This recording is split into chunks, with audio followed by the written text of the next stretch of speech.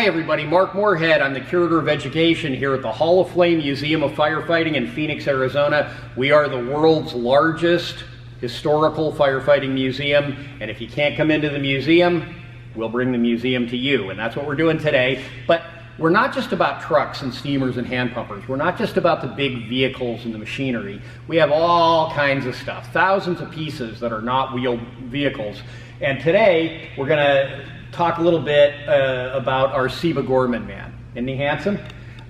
This is, everybody I hope knows that basic tenet of fire safety, which is that if the house or the building is filling up with smoke, you get down on your hands and knees, you fall and you crawl out of that fire, because of course smoke goes up, right? So down near the floor is that good fresh air that you can breathe, most importantly, but also that you can see in, so you don't get lost in your own house.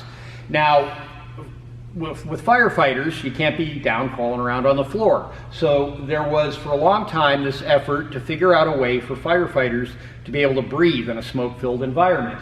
And one of the first really good ones was this. This came from a British-German company called Siebe-Gorman.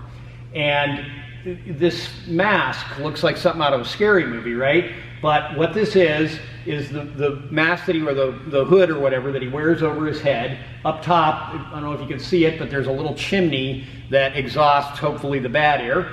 And the guy can go in, but it's hooked up to hoses, as you can see. And this hose runs all the way out here to this contraption, which his buddy is outside pumping. This was a Greek invention called a spiralator.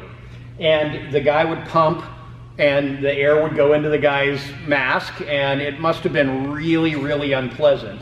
And there was a lot of margin for not getting it quite right, as you can see from our little code of signaling by means of lifeline. 1 tug, more air; 2 tugs, less air; 3 tugs, help me out.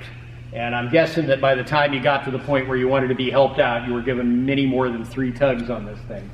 But this looks like it goes way back, right? It looks like something from the 1700s or something like that. These were still being used way into the 20th century in Britain, almost up until World War II. You would still see guys on fires going in using these things. So just an example of some of the cool stuff we have here at the museum. Check back often, and we're going to show you all kinds of other stuff. And appreciate you hanging out with me today. This is Mark at the Hall of Flame Museum. Bye-bye.